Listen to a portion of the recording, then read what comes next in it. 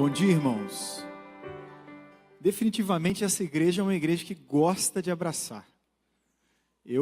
Nós chegamos aqui na sexta-feira à noite, encontramos a igreja e já fomos recebidos por 1 milhão de abraços. Os adolescentes ali, na hora que a gente abriu aquela porta, começaram a abraçar e abraçar e abraçar. E foi algo maravilhoso. Os jovens também, muitos abraços. Pastor Evaldo também, abraço e mais abraço. É uma igreja do abraço. Definitivamente, é a igreja do abraço. Maravilhoso isso, irmãos. E agora também no culto um monte de abraço. É lindo ver isso. Nós realmente, verdadeiramente, estamos muito felizes de estarmos aqui com os irmãos e conhecer essa igreja que é muito calorosa, essa igreja que nos recebe de uma forma que a gente sente a presença de Deus, aquela presença do amor de Deus, o amor de Jesus, o cuidado, o carinho, tudo isso que Jesus Cristo nos dá. E nessa manhã, eu gostaria que você também sentisse esse abraço de Deus, esse cuidado de Deus, esse carinho de Deus, porque Deus, Ele tem um plano de salvação, e salvação não começa só quando a gente for para o céu, não. Salvação já começou. Salvação já é para ser desfrutada agora, nesse momento, na sua casa, na sua família. Você pode acionar o botão da salvação hoje, você que já é salvo, você pode desfrutar da salvação hoje, onde quer que você esteja. Mas para isso você precisa falar, olha, eu quero salvar minha família, eu quero salvar minha casa, eu quero tomar uma decisão de poder viver uma vida que realmente vai gerar frutos, uma vida que realmente eu vou poder desfrutar das bênçãos que Deus tem para mim. Eu vou poder desfrutar da felicidade que Deus preparou para minha família, para minha casa, para os meus filhos. Esse abraço que Deus tem para te dar nessa manhã. Nós não podemos fazer das nossas vidas, nós não podemos fazer da nossa caminhada uma vida de vitimismo, em que a gente coloca a culpa nos outros, coloca a culpa no sistema, coloca a culpa no país. Realmente o país tem muitas dificuldades, realmente o sistema ele é complicado, realmente há muita impunidade no nosso país, há corrupção, há tudo isso, mas nós não podemos culpar essas coisas. Nós precisamos assumir as responsabilidades das nossas atitudes, a começar dentro da nossa casa, a começar na nossa família, a começar no nosso lar. É isso que Deus quer da gente. A culpa é do outro, vamos parar com isso. A culpa é nossa, a culpa é minha. Vamos parar de colocar a culpa na outra pessoa. A culpa é da minha esposa, a culpa é do meu marido, a culpa é dos meus filhos. O que é isso, irmão? A culpa é nossa. A dificuldade é nossa. E nós precisamos assumir a responsabilidade. Um pastor que já faleceu, A.W. Pink, o nome dele, ele morreu há muito tempo, morreu no ano de 1952, mas ele disse algo interessante. Ele falou o seguinte: uma nação é formada por indivíduos. Logo, a menos que haja bons pais e boas mães, bons filhos e boas filhas, bons irmãos e boas irmãs, não haverá bons cidadãos. Esse homem aqui quer dizer que a sociedade, a cidade, o país que a gente vive, só vai ter um impacto se dentro da nossa casa a gente tomar uma decisão de salvação, uma decisão de compromisso com Deus, uma decisão de fazer a diferença, uma decisão de assumir a responsabilidade. Nós nunca iremos acertar o nosso país enquanto nós não acertarmos os nossos lares, a nossa casa. Nessa manhã nós vamos olhar para a vida de um homem que fez isso, um homem que tomou essa decisão e acertou, porque não era ele que era bom, não. É porque ele colocou a sua vida diante de Deus e Deus usou a vida dele. Esse homem é Noé. Abra sua Bíblia em Hebreus, capítulo 11, versículo 7. Hebreus, capítulo 11, versículo 7. Noé, um homem que assumiu o compromisso de salvar a família dele, de salvar a geração dele, de salvar as pessoas que ele amava. E a família de Noé foi salva. A família de Noé entrou na arca, a família de Noé teve vida, a família de Noé viu a salvação. E é isso que Deus tem para você nessa manhã: salvação, esperança, fé. É isso que Deus tem para a gente, é isso que Ele trouxe para nós. Hebreus capítulo 11, versículo 7. Todos acharam? Diga achei então, achei. Achei. Amém. Amém. Hebreus capítulo 11, versículo 7, diz assim: pela fé Noé, quando avisado a respeito de coisas que ainda não se viam, movido por santo temor, construiu uma arca para salvar sua família. Noé, um homem que construiu uma arca para salvar sua família. Noé é uma palavra de esperança para os hebreus que viviam um momento de perseguição, um momento de crise, um momento em que os judeus queriam de todas as formas destruir o cristianismo, banir o cristianismo da face da terra. E aí aparece essa palavra de Deus trazendo esperança, dizendo: pela fé Noé salvou a família dele. Num momento de desespero, num momento em que não havia mais esperança, Noé aparece na história.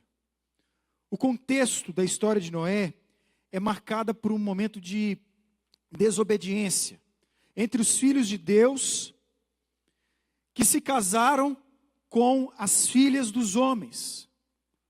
Lá em Gênesis capítulo 6, versículo 4, vai dizer: os filhos de Deus possuíram as filhas dos homens. O contexto, o fluxo do texto nos leva a crer que esta frase se refere a um casamento misto, a um julgo desigual, a um problema relacionado à decisão na hora de formar a família. Noé está nesse contexto em que os descendentes santos de Sete decidem se casar com os descendentes pervertidos de Caim. Isso gera uma desordem no plano de Deus, naquilo que Deus tinha para o seu povo. O casamento misto, decisão errada, uma construção errada. Obviamente Deus é um Deus de graça, é um Deus de misericórdia, é um Deus que concede perdão. Talvez você está aqui hoje e está numa crise profunda no seu casamento, no seu relacionamento, talvez no seu namoro, mas Deus é o Deus da salvação. Deus é o Deus da graça, Deus é o Deus da misericórdia. E eu tenho certeza que se você clamar esse Deus, se você colocar sua vida diante de Deus, testemunhar desse Deus na sua casa, Deus poderá salvar sua família. É o Deus da graça, é o Deus da misericórdia. Mas nesse contexto aqui, houve um problema. Isso multiplicou a maldade no mundo. Os homens, eles viram que as mulheres eram formosas e então a tomaram. É isso que o texto de Gênesis capítulo 6, versículo 2 vai nos dizer. Eles viram formosas e tomaram. Esse relato aparece também em Gênesis capítulo 3, versículo 6, quando fala da entrada do pecado no mundo. Gênesis 3, 6 diz: quando a mulher viu, ou seja, aqueles homens viram, que no caso de Adão e Eva, que a árvore parecia agradável ao paladar, era atraente. Olha, as mulheres eram formosas, a fruta era atraente aos olhos e além disso desejável para delas se obter discernimento, tomou do seu fruto. Os filhos de Deus tomaram. É a entrada do pecado na humanidade. No relato de Gênesis, no início de todas as coisas, também mostra lá na frente uma decisão errada. O pecado, ele entra assim: nos vemos, é lindo, é bonito, e nós tomamos e pecamos. Nós somos tentados pelo aquilo que vemos, nós somos tentados pela nossa visão. As nossas escolhas erradas, elas acontecem por questões emocionais que nos levam a tomar decisões, por questões do nosso coração que nos levam a tomar decisões erradas. Os homens tomaram, filhos de Deus tomaram uma decisão errada. Por isso Deus então anuncia que o homem viverá somente 120 anos. Deus anuncia então um tempo, um período em que haveria então vida na terra. Deus não é um Deus mau aqui, Deus não é um Deus irado, um Deus que odeia o homem, claro que não. Deus é um Deus misericordioso. Aliás, Ele até avisa: olha, é 120 anos, depois eu vou começar tudo de novo. Eu quero dar uma oportunidade para vocês de salvação, de livramento, porque daqui 120 anos, a coisa vai ficar feia. Não tem salvação mais na terra, há morte daqui 120 anos. Deus é um Deus que ainda concede esse período de tempo, esse momento, para que as pessoas tomem uma decisão com Ele. Mas aparece Noé, um homem justo, íntegro, e andava com Deus, em uma terra destruída pelo pecado. Noé era um homem que, por decisão de andar com Deus, Noé era um homem justo e íntegro. Noé era um homem diferente. E nossa tendência é achar que nos dias de Noé as coisas eram mais fáceis. Nós pensamos assim. A Bíblia é um livro muito antigo, não tinha tanta tecnologia, não acontecia tanta coisa, não tinha tanta informação, não havia globalização. As coisas eram muito mais tranquilas na época de Noé. Não. Gênesis capítulo 6, versículos 5 e 11, mostra algo totalmente ao contrário. Diz assim: o Senhor viu que a perversidade do homem tinha aumentado na terra, e toda a inclinação dos pensamentos do seu coração era sempre e somente para o mal. A terra estava corrompida aos olhos de Deus e cheia de violência. Meus irmãos, quando nós olhamos o que significa algumas palavras aqui nesse texto de Gênesis capítulo 6, versículos 5 e 11, essas palavras significam literalmente a palavra perversidade, pegar aquilo que é bom, legítimo e usar de forma errada. Pegar algo que é correto e transformar isso em algo totalmente diferente. Quando nós olhamos para a música, quando nós olhamos para a cultura, quando nós olhamos para aquilo que acontece na nossa sociedade, a gente vê isso. A arte sendo transformada em pedofilia. Cantores que fazem sucesso, que se vestem de mulher. Todo mundo já sabe quem é. Tudo isso acontece de forma ilegítima. Perversidade, isso já tinha na época de Noé. O mundo não está tão pior assim. O mundo sempre, depois da entrada do pecado, sempre foi difícil. Mas também aparece a palavra aqui corrupção, e significa literalmente no texto suborno, desmoralização, depravação, e literalmente nos nossos dias lava-jato, se assim podemos dizer. Havia aqui uma corrupção na época de Noé, e a violência, abuso, constrangimento físico ou moral, todo tipo de repressão, de bullying, tudo isso havia na época de Noé. Mas diante desse cenário, diante desse momento, Noé, ele acreditava em Deus. Diante do momento em que vivemos, você precisa acreditar em Deus. Esse negócio, eu não vou ter filho porque o mundo está muito complicado e eu não quero gerar uma pessoa que vai viver nesse mundo. Para com isso, meu irmão. Para com isso. Eu não quero casar porque casamento é muito difícil e não vai dar certo mesmo. Para com isso. Deus te chamou para desfrutar das bênçãos que Ele tem para a sua vida. Isso não quer dizer que para você ser feliz você tem que ter filho, que para você ser feliz você tem que casar. Óbvio que não. Mas eu quero dizer o seguinte: diante disso tudo, você precisa ser justo e íntegro na situação que você esteja, casado, solteiro, com filho, no seu trabalho, na sua faculdade, onde quer que você esteja, você é chamado a isso. Mas para isso você precisa andar com Deus como fez Noé. Noé tinha fé. Noé, ele acreditava. Para ser salvo, nós precisamos acreditar. Para salvar a nossa família, a nossa casa. Você que é adolescente, você que é jovem, talvez está numa casa que ninguém é cristão. Mas você pode orar por sua família. Você pode ser instrumento de Deus para salvar a sua família. E aí nós precisamos voltar então para o nosso texto-chave.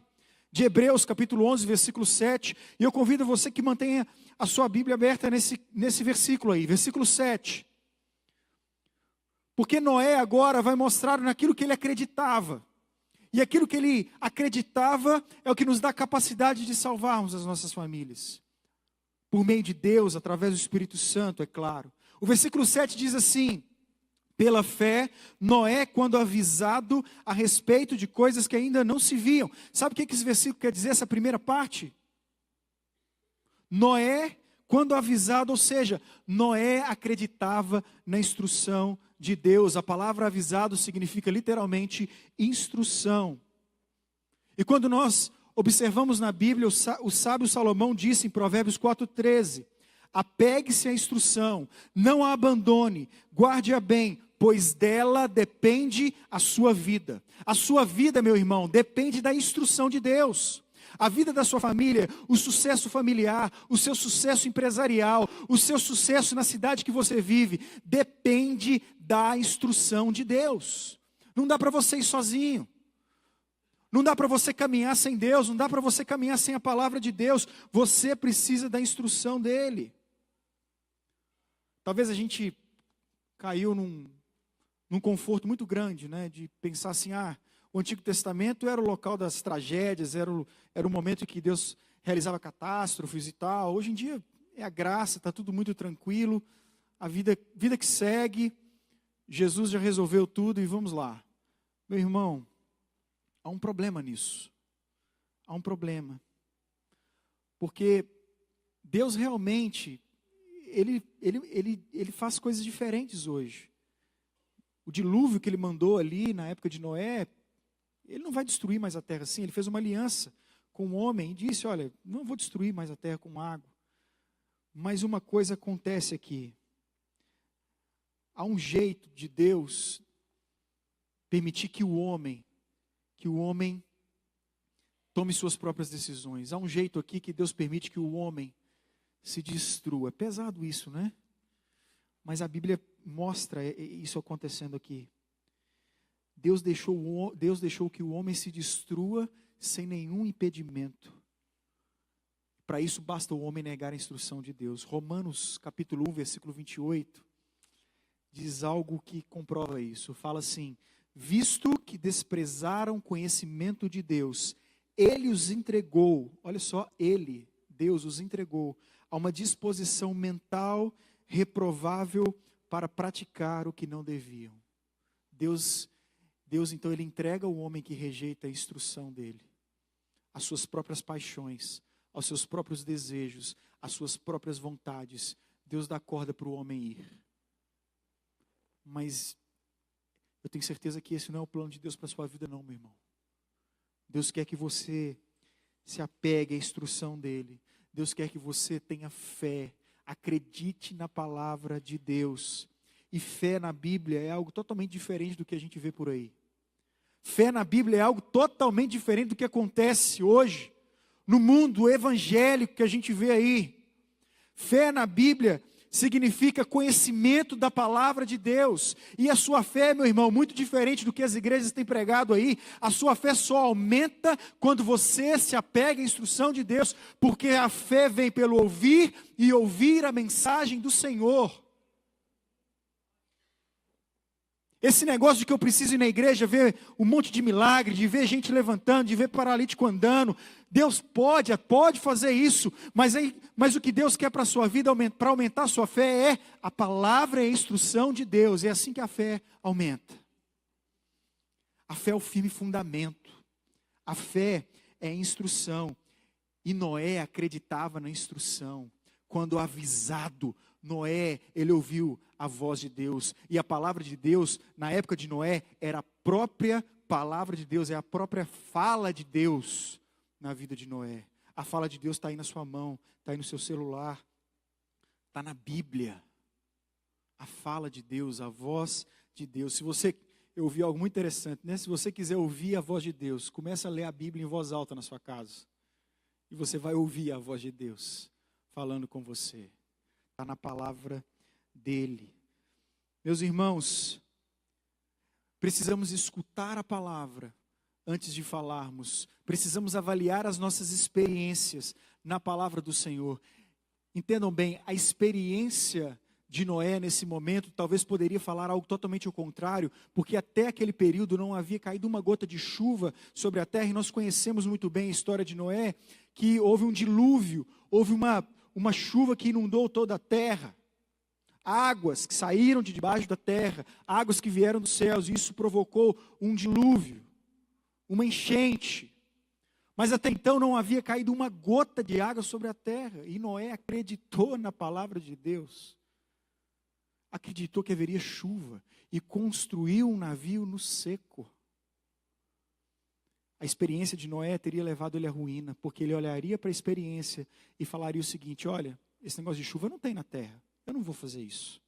Mas ele confiava na palavra de Deus, ele cria na palavra de Deus. E também Noé, meus irmãos, e o texto continua, ele não acreditava nas suas emoções. A instrução de Deus era superior às suas emoções, às suas vontades, às suas volições. A palavra de Deus era muito maior do que tudo isso, do que as suas vontades.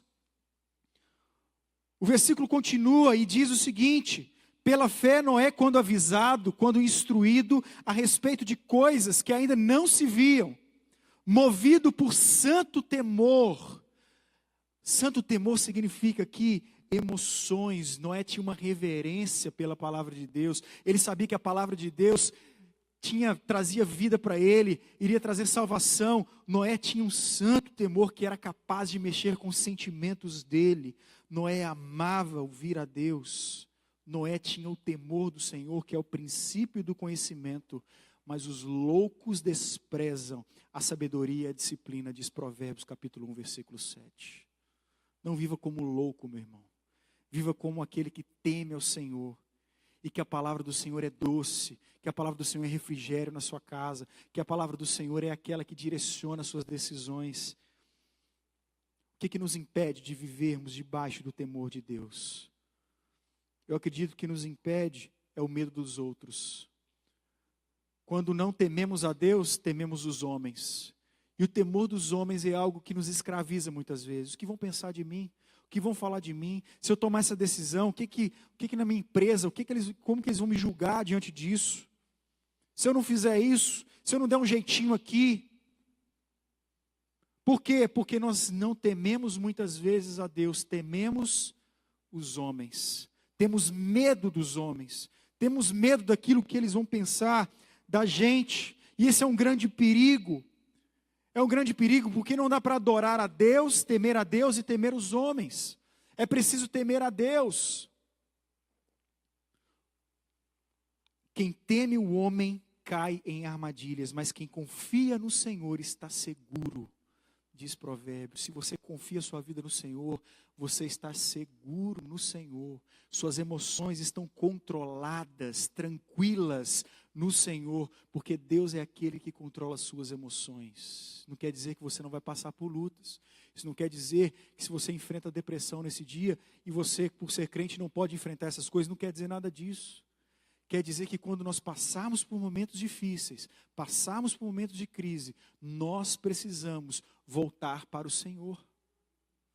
Lembrar do Senhor, considerar o Senhor, porque confiar nas emoções é perigoso demais. Tomar decisões baseadas nas emoções é algo que pode nos tirar a vida, porque o coração ele é mais enganoso que qualquer outra coisa e sua doença é incurável.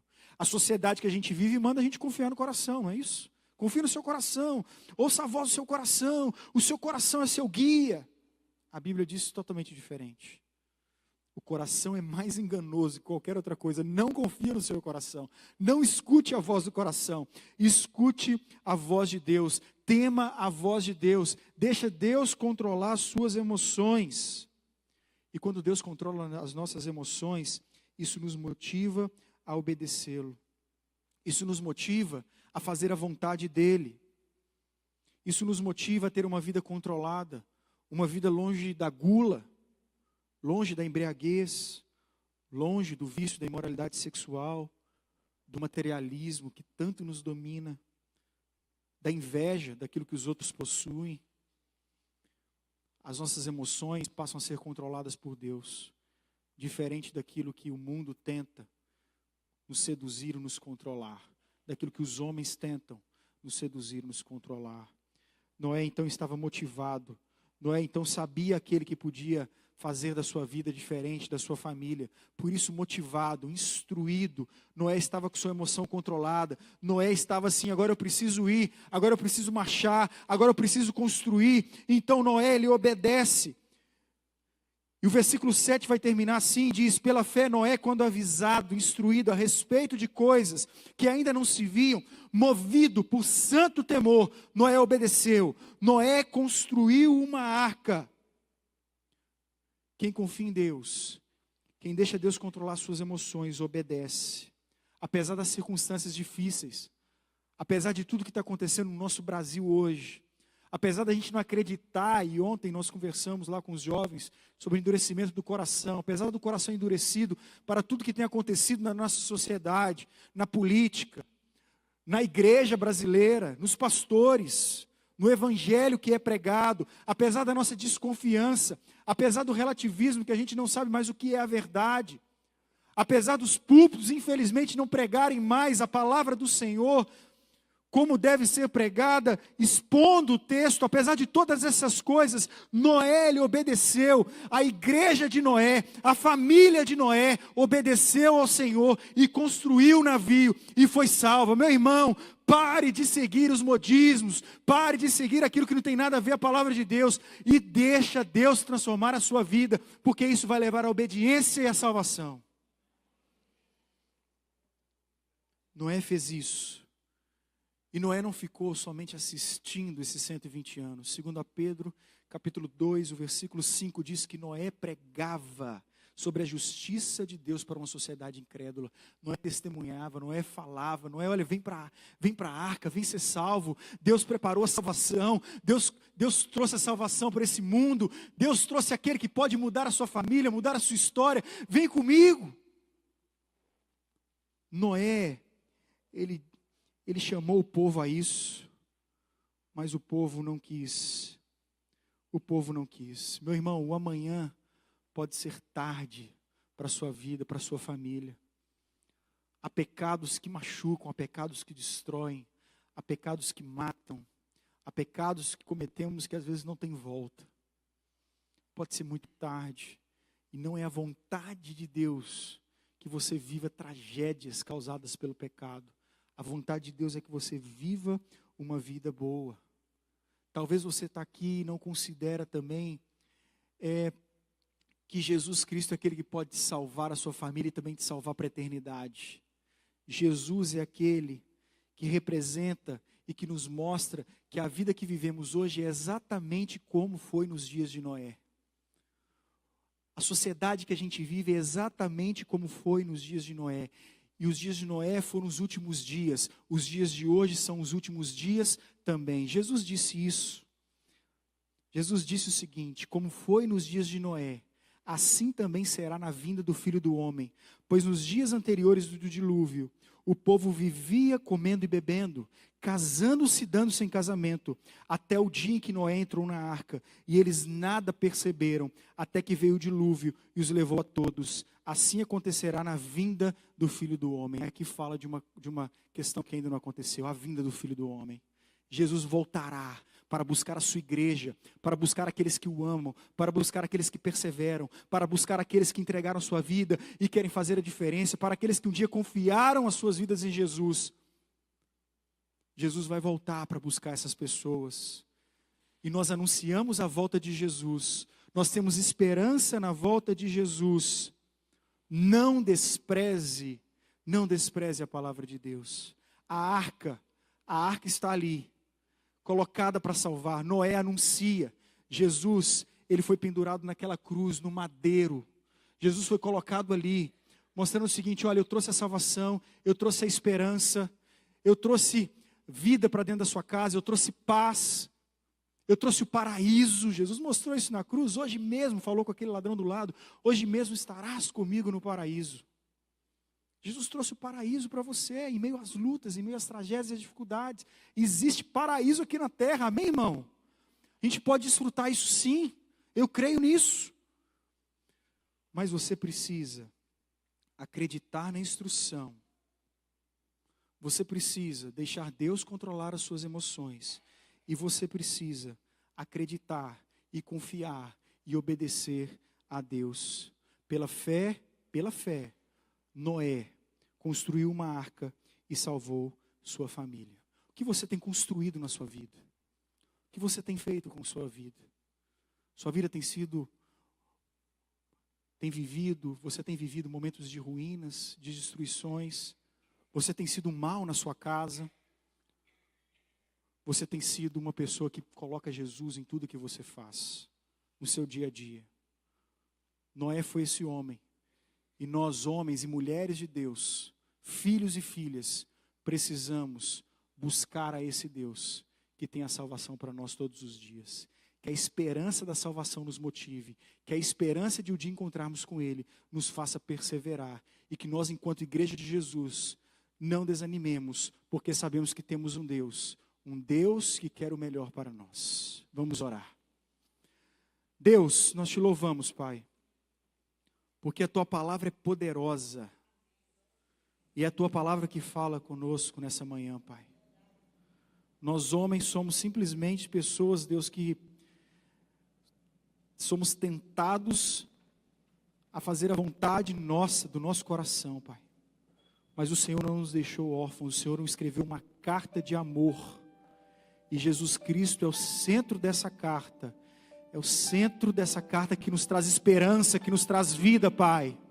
E Deus, se há alguma família destruída aqui, se há alguém aqui desanimado, sem esperança com a vida, Deus, que o Senhor nessa manhã renove, Deus, essa pessoa em nome de Jesus, que o Senhor traga bênçãos espirituais, que o Senhor traga vontade de ouvir a Tua voz novamente. Oh Deus, se tem alguma esposa aqui que ainda não entregou sua vida para Cristo, Deus, que em nome de Jesus ela entenda que isso é o melhor para a casa dela. Se há algum marido que ainda não entregou sua vida para Jesus, que ele entenda que isso é o melhor para a vida dele, que viver com Jesus não é algo ruim, não é algo pesado, não é algo triste, mas é a maior alegria desse mundo, dessa terra. Deus, obrigado por isso. Oh Deus, o Senhor é um Pai de amor, e obrigado, porque a salvação ela ainda não está por vir, Deus.